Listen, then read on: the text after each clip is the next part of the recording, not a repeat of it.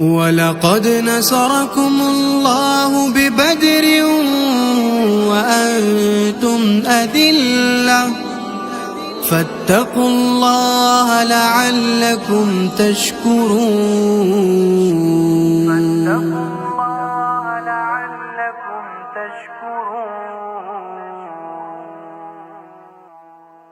تمہیں بھی آؤ 1400 سیدنا و مولانا محمد وعلی آل سیدنا و مولانا محمد وبارک وسلم وصلو علیہ۔ ابھی ہم اس وقت یہاں پر بدر کے مقام پر ہیں اور یہ ہمارے ساتھ یہ شہدائے بدر کے مقابر ہیں، اور جو میدان ہے جہاں پر جنگ ہوئی تھی وہی سائڈ کے اوپر ہے، رائٹ سائڈ کے اوپر ہے۔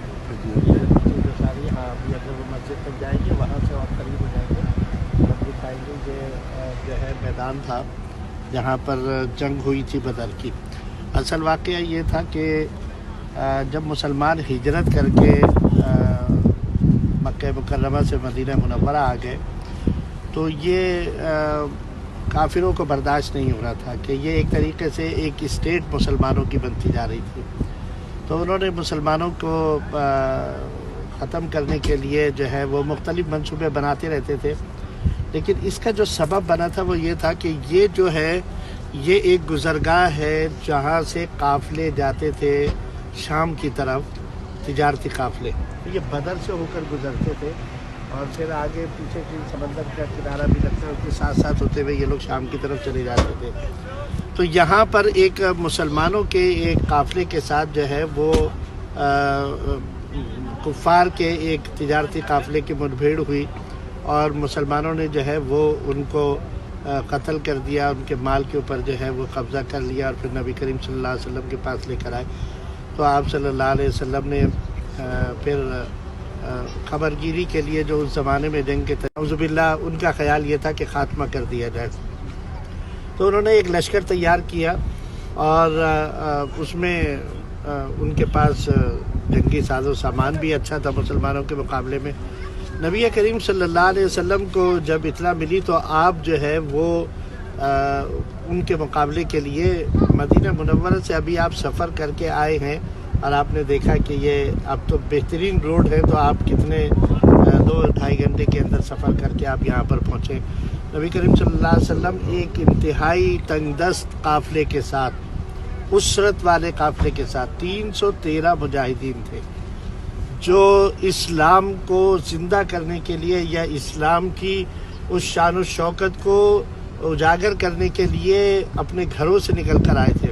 اور موسم آپ کو معلوم ہے کہ یہاں کا جو ہے نا وہ کتنا شدید ہوتا ہے، اور رمضان کے دن تھے اور وہ سارے صحابہ روزے کی حالت کے اندر تھے جو مدینہ منورہ سے چلے تھے قافلوں کی صورت میں، اور اگر میری یادداشت صحیح ہے تو چند اونٹ اور 2 یا 3 گھوڑے بس ان کے پاس تھے 313 مجاہدین کے پاس، اور وہ اس اسرت کے عالم میں کہ ہر ایک کے پاس لڑنے کے لیے تلوار بھی نہیں تھی، جنگی خرد اور جنگی لباس جو ہوتا ہے وہ بھی ان کے پاس نہیں تھا، اور وہ یہاں پر اللہ کے دین کے سر بلند کرنے کے لیے اور اس کے لیے قربانی دینے کے لیے مدینہ منورہ سے یہاں بدر کے مقام پر آئے تھے۔ اس لیے بلند ہے کہ یہ 313 نے اسلام کو زندہ کیا تھا، اور یہاں جب آئے تھے لڑنے کے لیے اس عالم کے اندر تو یہاں پر کئی دن ہو گئے، تو نبی کریم صلی اللہ علیہ وسلم نے دعا فرمائی تھی، اے اللہ یہ 313 تیرا نام بلند کرنے کے لیے آئے، اگر آج یہ نہ رہے تو زمین کے اوپر تیرا نام لینے والا کوئی باقی نہیں رہے گا۔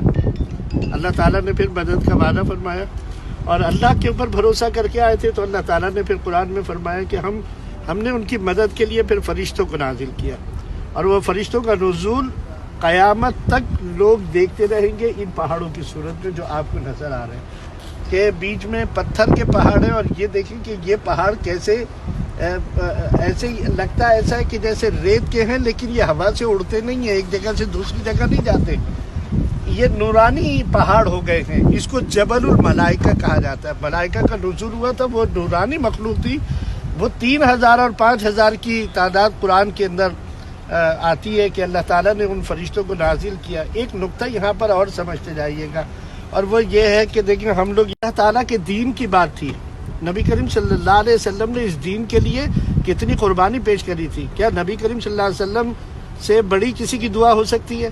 یا اس دعا کے قبولیت کے اندر کوئی شک ہو سکتا ہے؟ اگر اللہ چاہتا تو ویسے ہی مدد کر دیتا, وہی مدد کر دیتا, کفار کو ویسے ہی ختم کر دیتا. لیکن دین کو پھیلانے کے لیے اللہ تعالیٰ نے ایک راستہ اور ایک منزل سے گزارا ہے. اس کے معنی یہ ہیں کہ ہمارا دین جو ہے وہ پریکٹیکل کا نام ہے.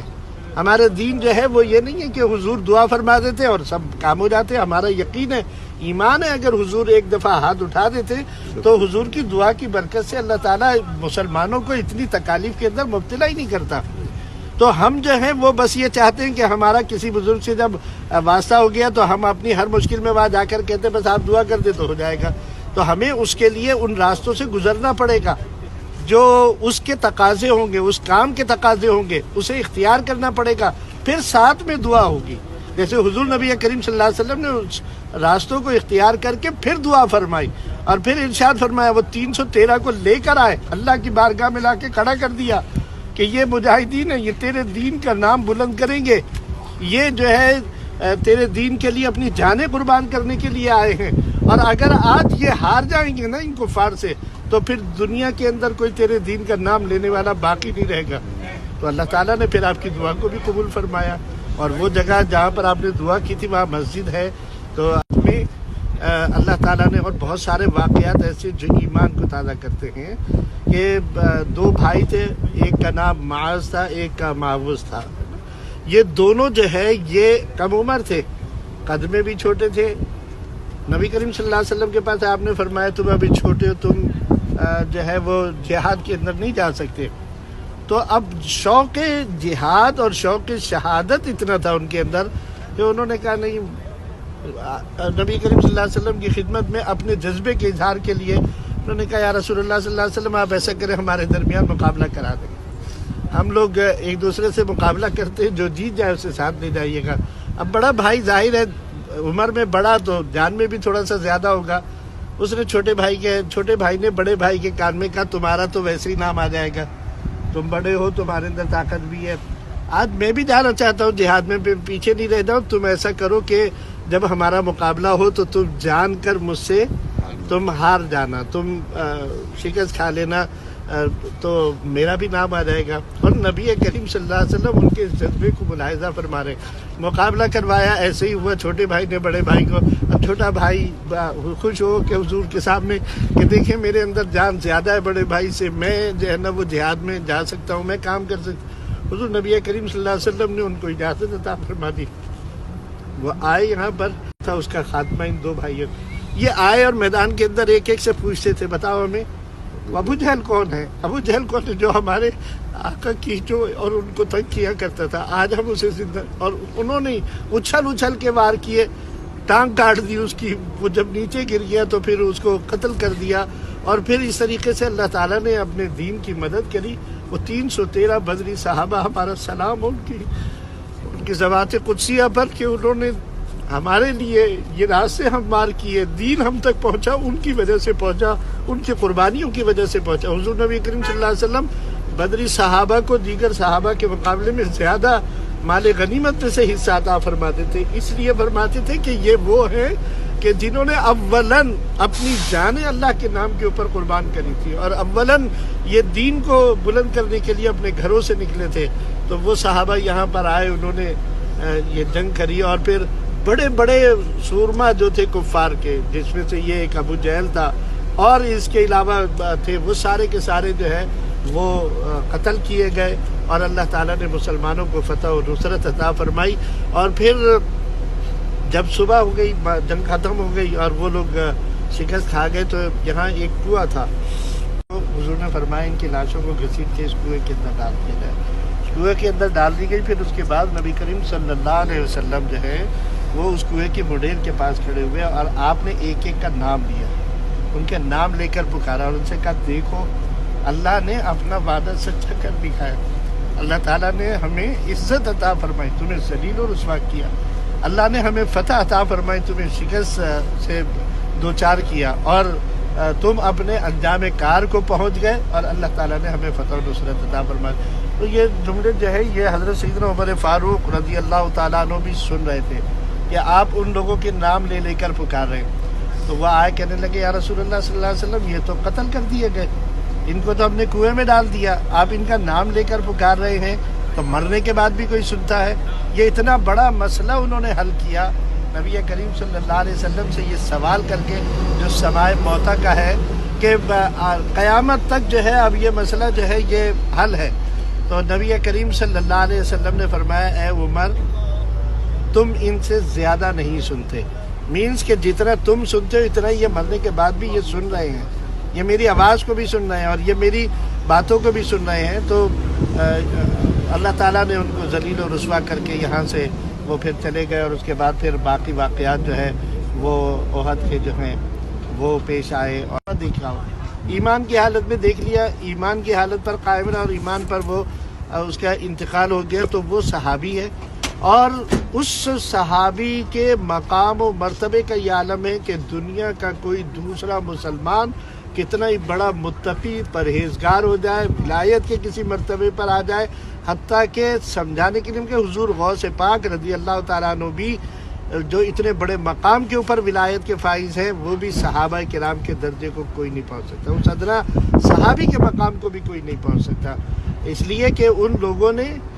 دو وجوہات تھی۔ ایک تو نبی کریم صلی اللہ علیہ وسلم کی زیارت کی تھی، حضور کے ساتھ ان کا وقت گزرا تھا، اس کا کوئی بدل ہو ہی نہیں سکتا اور وہ دوسروں کو حاصل ہو ہی نہیں سکتا۔ اور دوسری چیز یہ ہے ان کے مقام و مرتبے کی کہ اسلام کو زندہ ان لوگوں نے حضور سے جو سنا اس پر عمل کیا، اسلام کو زندہ کیا انہوں نے۔ جو سنتے تھے ان کو دلیلوں کی ضرورت نہیں تھی، وہ نبی کریم صلی اللہ علیہ وسلم سے صدقے کی فضیلت کی آیات نازل ہوئی، حضرت ابو طلحہ انصاری رضی اللہ تعالیٰ عنہ ان کا باغ تھا، آگے کہنے لگے یا رسول اللہ صلی اللہ علیہ وسلم یہ آیت میں نے سنی ہے، میرا دل چاہتا ہے میں اپنا یہ باغ سارا کا سارا اللہ کے راستے میں خیرات کر دوں۔ ہم سنتے ہیں تو ہم کیا کرتے ہیں؟ ہم کہتے ہیں یار ابھی ہمارے بچے بڑے ہو رہے ہیں، ابھی ہمارے کاروبار کے لیے ابھی ہمارے، تو ہم اس میں سے حساب کر کے ہم کچھ حصہ نکالتے ہیں۔ وہ کتنے سچے لوگ تھے اور ان کا ایمان کتنا پختہ تھا، انہیں معلوم یہ تعلیم دے دی، بتا دیا کہ دین کے لیے اور جو مال خرچ کرنا ہے جب اللہ کے راستے میں خرچ کرنا ہے تو پھر ایمان ہمارا پختہ ہونا چاہیے، یقین ہمارا پختہ ہونا چاہیے۔ ان صحابہ کو یہ مقام ان دو وجوہات کی وجہ سے، ایک حضور کی زیارت، حضور کے ساتھ کی وجہ سے جو دوسرے کو کسی کو میسر نہیں آ سکتا، اور دوسرا حضور کے حکم پر اتباع کے جذبے نے ان کو یہ مقام دلوایا جو آج ہم جس سے ہم خالی ہیں۔ اللہ سے دعا کریں ہمارا لاکھوں کروڑ ہمارے سلام ہو تمام 313 اصحاب بدر کے اوپر کہ اللہ تعالیٰ نے ان کو یہ جذبہ عطا فرمایا تھا۔ آج زمین کے اوپر اگر اللہ کا نام لیا جا رہا ہے، اگر زمین کے اوپر اللہ کا نام باقی ہے تو نبی کریم صلی اللہ علیہ وسلم کے ان جانثار صحابہ کی وجہ سے ہے، اور ان جانثار صحابہ کی وجہ سے اللہ نے اس دنیا کے اوپر تو جتنا نیک کام جب تک اب قیامت تک قائم رہے گی، جیسے حضور نبی کریم صلی اللہ علیہ وسلم کی حدیث شریف ہے نیک کام کی طرف رغبت دلانے والا یا نیک کام کی طرف توجہ دلانے والا بھی ایسے ہی ہے جیسے نیک کام کرنے والا، اور نیک کام کرنے والے کو جو اجر ملے گا تو اللہ تعالیٰ اس اجر میں کمی نہیں کرے گا، اس کو بھی دے گا۔ اسی طرح برائی کے بارے میں بھی کہا جو برائی کو پھیلانے والا ہے تو جس نے اس برائی کا آغاز کیا قیامت تک جتنی مرتبہ وہ برائی ہوتی رہے گی اس کا خمیازہ اسے بھگتنا پڑے گا جس نے اس کا آغاز کیا۔ تو آج ہم اسی بنیاد کے اوپر ہم یہ کہتے ہیں یہ ہمارے محسن ہیں، ان کا احسان ہے ہمارے اوپر کہ ان کی بدولت حضور نبی کریم صلی اللہ علیہ وسلم کے ان پیارے صحابہ اور جانثار صحابہ کی بدولت اللہ تعالیٰ نے ہم کو دین کی دولت عطا فرمائی کے اندر اپنا جان مال قربان کرنے کا جذبہ اپنے اندر اور اپنی اولاد کے اندر پیدا کریں۔ اللہ تعالیٰ ہماری اس التجا کو قبول فرمائے، اصحاب بدر کو سلام فرمائے۔ السلام علیکم السلام علیکم یا شہداء بدر، یا شہداء بدر، السلام علیکم السلام علیکم یا شہداء یا شہداء، یا سعداء یا سعداء، یا نجبا یا نجما، یا نقبا یا نقبا، یا اہل الصدق یا اہل الصدق والوفا والوفاء. السلام علیکم السلام علیکم ورحمۃ اللہ ورحمۃ اللہ وبرکاتہ. السلام علیکم السلام علیکم یا جمیع الملائکہ وجميع الملائکہ فی نزول البدر. السلام علیکم السلام علیکم یا کاملین الملائکہ. وجميع الملائکہ السلام علیکم السلام علیکم یا ملائکۃ المقربین. یا ملائکۃ المقربین. السلام علیکم السلام علیکم یا صالحین. السلام علیکم السلام علیکم ورحمۃ اللہ وبرکاتہ. یرزقون، اللہ ان کو رزق بھی عطا فرماتا ہے، تو ان کو ایک حیات ابدی اللہ تعالیٰ عطا فرما دیتا ہے.